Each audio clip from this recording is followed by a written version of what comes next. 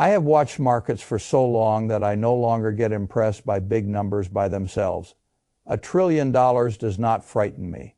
$1 trillion tied to a business with clear cash flows, durable customer behavior, rational capital allocation, and a margin of safety is one thing. $1 trillion tied to excitement is another thing entirely. What worries me is never enthusiasm alone. Markets have always loved a new story. Railroads had their story. Radio had its story. .com had its story. Housing had its story. Now artificial intelligence has its story. That part is normal. Human beings like to believe they are standing at the edge of a new age because it makes every purchase of a stock feel like a vote for the future. What makes me sit up straight is not when a story gets popular. It is when the incentives around that story begin to bend reality. That is where the danger begins. When I read through the current AI build-out, what struck me was not the now familiar argument over whether AI is useful over hyped, transformative, deflationary, inflationary, good for workers, bad for workers, or any of the other surface debates that fill up television time. I do not think the deepest issue sits there. The deepest issue is that we are building a structure that encourages everybody involved to act as though demand is already proven, profitability is already inevitable, financing is already justified, and expansion is already mandatory. That is not a bubble in the old simple sense. A bubble suggests that people are buying something because they hope to sell it to somebody else at a higher price later. What I see here is more dangerous than that. I see a system that starts consuming capital the moment it is built, then requires even more capital to validate the previous capital, then needs more infrastructure to justify the next round of financing, then creates accounting appearances that make the whole machine look healthier than it may actually be. Once enough people are tied to that process, the machine does not need truth to continue. It needs momentum. That is why I do not begin with the question, is AI real? Of course it is real. The transistor was real. The internet was real. Smartphones were real, but between a real technology and a good investment there is a long distance. Investors get in trouble when they confuse usefulness with economics. A thing can change the world and still destroy a lot of capital on the way there. I learned that lesson decades ago and I have never forgotten it. So let me tell you what bothers me. The public story says that AI labs need chips. Chip makers supply chips, data center operators build capacity, and the strongest firms win the race. That sounds clean. The actual picture looks messier. Take the core players. You have AI labs such as OpenAI, Anthropic, and Xai. You have chip makers such as NVIDIA and AMD. You have infrastructure providers and cloud firms such as Oracle, AWS, and Google that buy or host enormous quantities of those chips. You have the biggest technology companies financing, hosting, and steering the labs. Then you have private equity, private credit utilities, land developers, and now government pressure, all stacking around the same build-out. At first glance, that can look like a healthy ecosystem. It may not be, because when one company invests in another, but the money effectively comes back to the first company through mandatory hardware purchases, the economics deserve very close inspection. When a lab announces an enormous infrastructure commitment that bears little resemblance to its present revenue base, the financing behind that commitment matters more than the press release. When a supplier anchors demand by underwriting the very counterparties that must buy its product, I do not call that simple market validation. I call that a circular signal. And circular signals are dangerous because they make weak facts look like strong facts. One deal is announced, revenue appears, the stock rises, the stronger stock funds the next investment. The next investment produces the next order. The next order reinforces the appearance of unstoppable demand. Soon people are no longer asking, who earns an attractive return on all this capital? They are asking, how fast can we scale before somebody else gets there first? That is when discipline disappears. I have spent a lifetime studying what managers do with capital when the market rewards them for appearing early instead of being right. The answer is simple. They build too much, they pay too much, they borrow too much, and they explain too much. The current AI boom has many of those fingerprints. NVIDIA sits at the center of the enthusiasm because it sells the picks and shovels. That is a very attractive place to sit in a gold rush. I understand why the market loves it, but once a company becomes the axis around which everybody else must rotate, its incentives change. It no longer merely serves demand. It has every reason to help manufacture demand, validate demand, finance demand, and publicize demand. When a supplier helps fund an AI lab and the lab must turn around and buy that supplier's chips, it may be dressed up as strategic partnership, but investors should still ask what kind of demand signal they are really looking at. If NVIDIA can commit extraordinary sums to OpenAI and OpenAI must then keep pulling massive quantities of NVIDIA hardware into the system, the revenue that follows is not the same thing as a detached customer independently discovering the product under normal economic conditions. If OpenAI can then sign gigantic infrastructure commitments with Oracle, even while current revenue remains a fraction of those commitments, the question is not whether the headline is impressive. The question is what chain of counterparties, credit expectations, capacity assumptions, and future demand estimates is silently standing underneath that headline. Then Oracle must go buy more chips. And where do many of those dollars flow back to NVIDIA? That is how a loop forms. Now add CoreWeave, add the fact that demand can be underwritten, inventory can be backstopped, and even investor confidence around an offering can be supported by the same ecosystem that benefits from the appearance of strength. At that point, I am no longer looking at a simple supplier-customer relationship. I am looking at a structure in which the participants can help keep one another upright long enough for the market to award them all higher values at once. It gets even stranger. If AMD enters with a deal that gives OpenAI the right to buy a meaningful slice of stock at nearly no cost, then the incentive is not only to buy chips. The incentive is also to produce announcement effects, powerful enough to lift the equity itself. That move may be perfectly legal. It may even be called clever, but it still tells me something important. It tells me the capital markets reaction is part of the commercial design. Whenever the stock response becomes one of the intended products of the partnership rather than merely a byproduct, I become more cautious. Then the biggest technology firms join the dance. Amazon sends billions into Anthropic and locks that relationship into AWS. Google does the same from another angle. Microsoft has already committed staggering sums to keep OpenAI tied into its own infrastructure. This can be described as strategic alignment.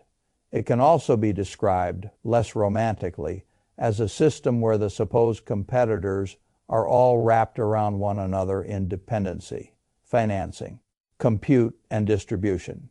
The industry can then look competitive at the product level while becoming deeply entangled at the capital allocation level. That matters because entanglement reduces the number of independent reality checks in the system. The more everybody depends on everybody else, the easier it becomes for the whole structure to mistake mutual reinforcement for genuine economics. And then you have Elon Musk's web of entities. ZAI can tap data from X. Grok can be integrated across that ecosystem. Tesla can become a consumer of the intelligence layer. Capital, data, attention, and hardware can circulate within a self-contained network of related assets. Investors often find ecosystems exciting. They should also ask whether ecosystems can become echo chambers, because once enough capital moves inside a tight circle, price discovery from the outside world can weaken. That is when comparisons to old financial tricks start to make sense. Economists use the phrase round-tripping for a reason. Enron taught a generation what can happen when company A sells to company B with the understanding that value, risk, or offsetting support will later come back around in another form. On paper, you get activity. On paper, you may even get growth. On paper, everybody looks busier, stronger, and more profitable than before. But paper is the cheapest place in the world to manufacture confidence. I also look at the infrastructure commitments and ask the oldest question in finance: who is actually taking the risk? If a company with comparatively small current revenue is making gigantic commitments for future data center build-out, the risk has not disappeared. It has merely moved. It may sit with a cloud provider. It may sit with lenders. It may sit with private equity owners of the real estate shell. It may sit with utility customers. It may sit with public investors who think backlog is the same as profit. But it sits somewhere. Risk never evaporates. It only changes address. That is why I do not get comfortable when I hear giant figures attached to AI infrastructure as though the size alone proves inevitability. A $300 billion announcement does not tell me that a $300 billion return will ever exist. It only tells me that the appetite to commit capital is extraordinary. Those are different things. I have seen investors repeatedly confuse capital intensity with competitive advantage. Sometimes the most capital-hungry industries are precisely the ones that produce the worst returns. Airlines taught that lesson. Telecom taught that lesson. Commodity businesses taught that lesson. When everybody must keep spending simply to stay relevant, the shareholders are often the last people to be rewarded. Now put that next to the hidden layer of the present AI build-out by the end of this decade.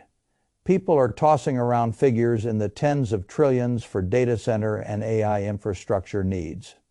Since 2022, private equity firms have been buying data center platforms in bulk, swallowing hundreds of companies, dominating the merger activity in the sector, and announcing tens of billions upon tens of billions in new deals. The numbers sound abstract until you realize what private equity is really doing. It is buying the physical shell of the future story, the land, the buildings, the campuses, the capacity, the lease streams. That decision makes perfect sense from the perspective of financial engineering. The shell can collect rent. The liability can be distributed. The operating companies can keep the uglier fixed asset exposure at arm's length. Everybody gets cleaner-looking statements, at least for a while. But cleaner-looking statements do not make the underlying economics better. They can actually make them easier to misunderstand. If private equity funds a wave of data center expansion with substantial leverage, then the success of the investment depends on more than AI excitement. It depends on sustained utilization, attractive pricing, manageable power costs, refinancing access, hardware relevance, and tenants whose own business models survive long enough to honor the commitments. That is a lot of IFs. And leverage has never been kind to businesses with a lot of IFs. The public often hears data centers and imagines a steady utility-like asset, something calm, necessary, and almost bond-like. But the economics can be far less stable than that. If the underlying demand assumptions are wrong, or if the equipment inside becomes obsolete, faster than the financing model expected. A giant server farm is not a Coca-Cola brand. It does not deepen its moat simply by existing. Its value depends on being useful, current, and occupied. That means the timing mismatch matters. A data center can take years to plan and build. Power generation can take even longer. Technology cycles can move faster than both. Debt maturities arrive whether demand does or not. That is how fragile systems are created, not by one dramatic lie, but by a series of mismatched clocks all ticking inside the same structure. One clock is the technology hype cycle. Another is the construction cycle. Another is the utility upgrade cycle. Another is the depreciation schedule. Another is the debt maturity calendar. Another is the political cycle. If those clocks start moving against one another, trouble does not always announce itself all at once. It can emerge quietly. One contract, one refinancing, one utilization report, one delayed project, one revised assumption at a time. That is why I do not think the clean bubble pops and everybody notices script is the right frame. This structure can bleed long before it breaks loudly. And while the public is focused on the glamour at the top of the stack, the cost is already being socialized lower down. You do not build these campuses in the abstract. You place them on land. You connect them to local grids. You cool them with water.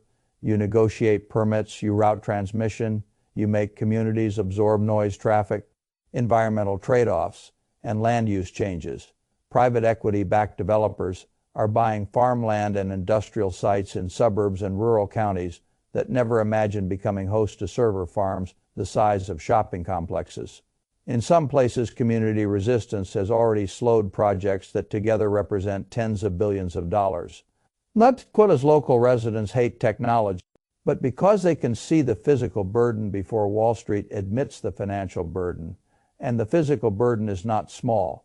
One project can require around 10 gigawatts of power. That is enough to make you stop and think. One nuclear plant may provide roughly a gigawatt. The United States has not exactly been building such plants at the pace required for this kind of demand surge.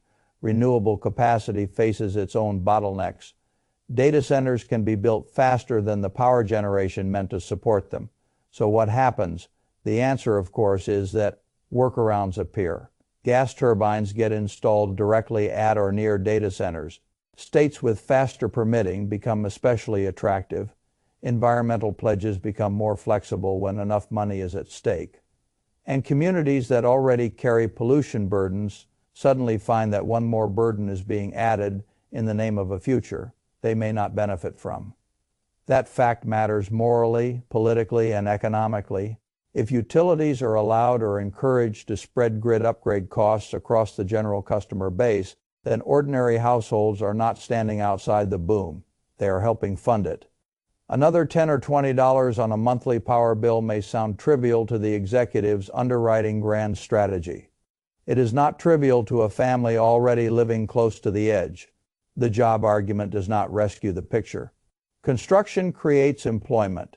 Yes, a new campus can put more than 1,000 people to work during the building phase. But once the structure is complete, a typical data center might employ only a few dozen permanent workers. That is a very different local economic proposition from the one people imagine when they hear that billions of dollars are coming to town. Then there is the oversupply signal. The system only works elegantly if the compute gets rented at healthy rates and the new capacity stays full. But chip rental prices have already shown signs of softening.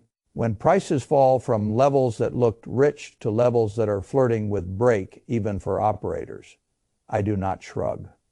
That tells me supply may be outrunning profitable demand, at least in pockets of the system, and that is where the leverage becomes dangerous. If enough future utilization has been capitalized today, then tomorrow's disappointment does not merely hurt earnings. It can hurt collateral values, refinancing prospects, private credit marks, and the confidence of everyone who treated utilization as a near certainty. A specialized data center is not a warehouse you can casually fill with something else. A giant server campus does not have deep liquidation value just because it was expensive to build. That is one of the reasons I reject the simple bubble label. A bubble asset can often still change hands.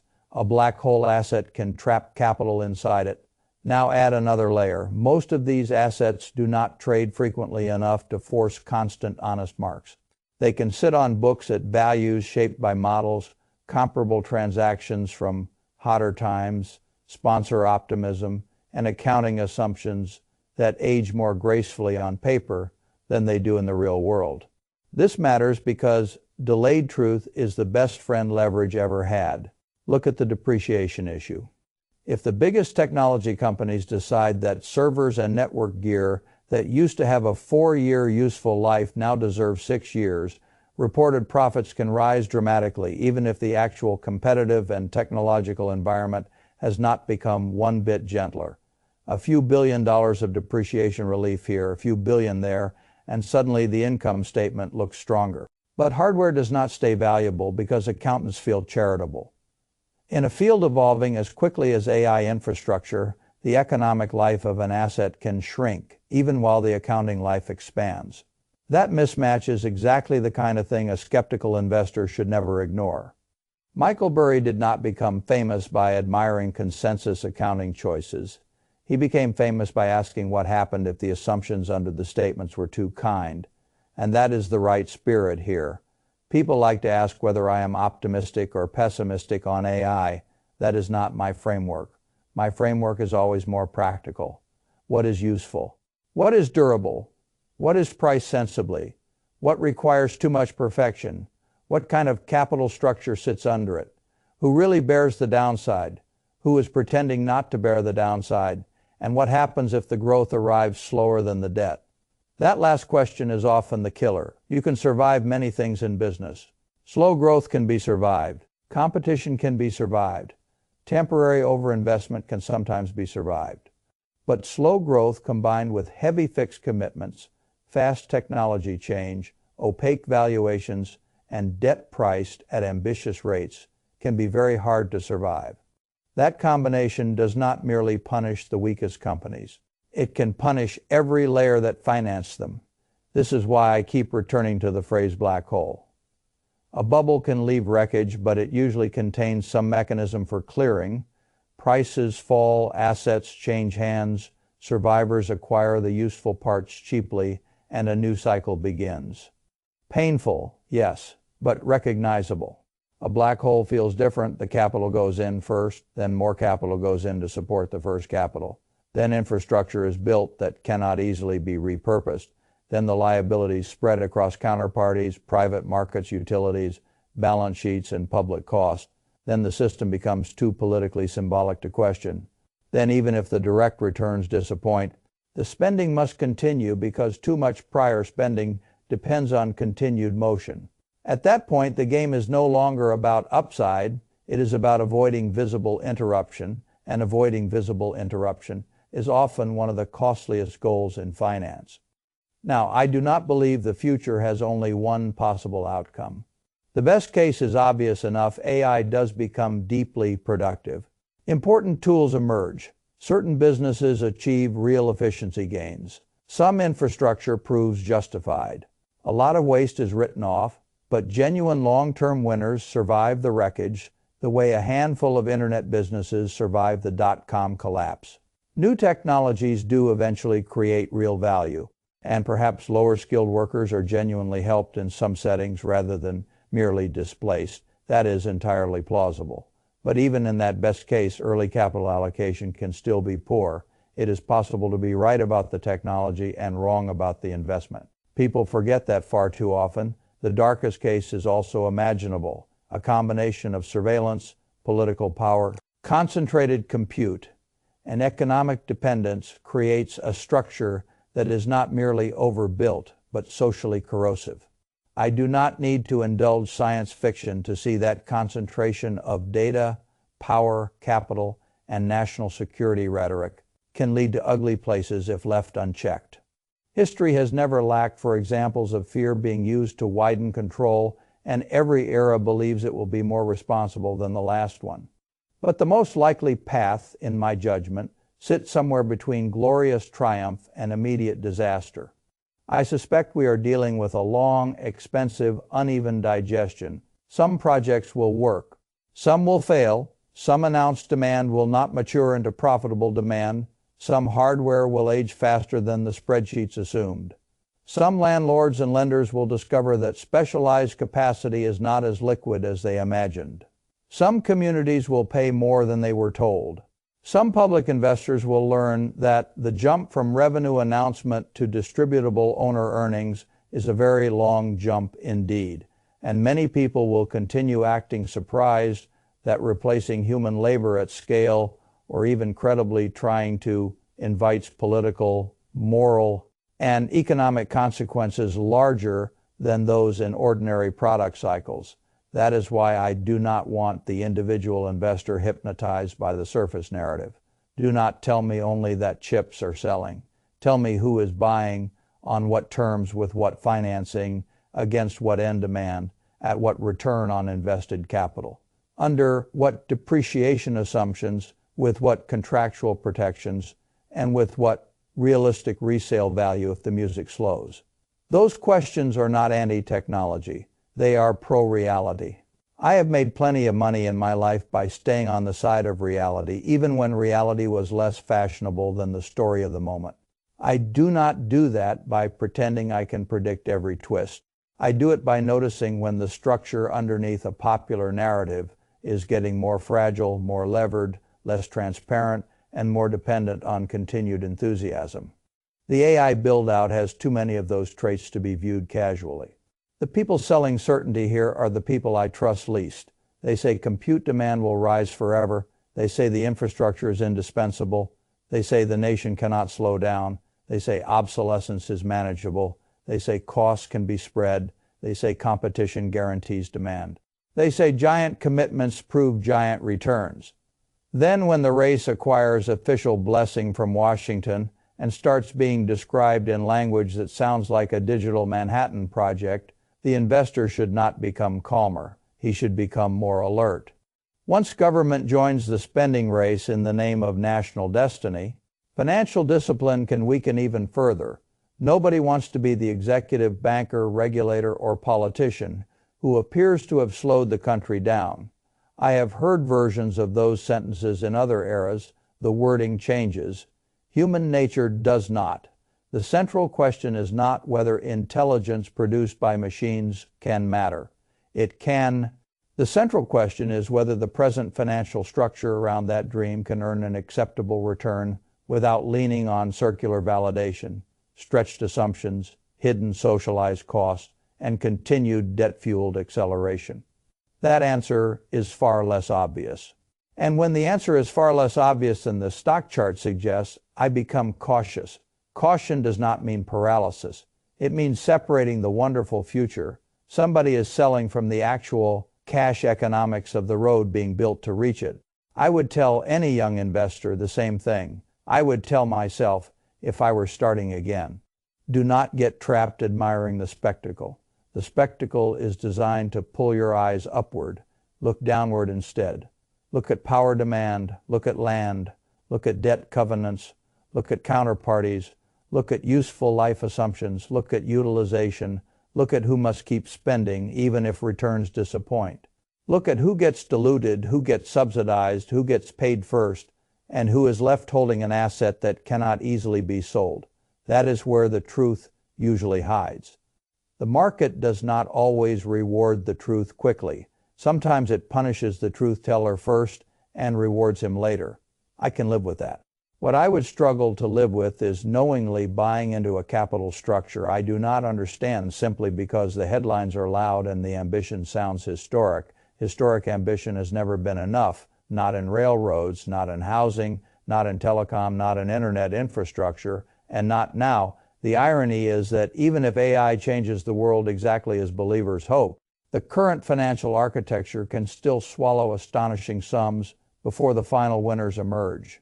The public may celebrate breakthrough after breakthrough while the underlying capital stack grows more brittle. Stock prices may continue rising while accounting choices smooth over stress. New campuses may keep breaking ground while actual utilization weakens in pockets. Utility bills may climb while job creation disappoints. Politicians may call the race existential, while local residents wonder why their water, land, and power are suddenly part of a national strategy they never voted to fund. That is not a simple bubble. That is a machine with too many mouths and too few natural stopping points. And once a machine like that reaches scale, the first instinct of every participant is to feed it rather than question it. The lab needs more compute, the cloud provider needs more contracts, the chip maker needs more orders, the landlord needs more occupancy, the lender needs the refinance to clear, the politician needs the announcement, the utility needs the upgrade approved, the shareholder needs the guidance maintained, the accounting department needs the useful life extended. Everybody needs one more quarter. That is how capital disappears, not all at once, quarter by quarter. Assumption by assumption, facility by facility.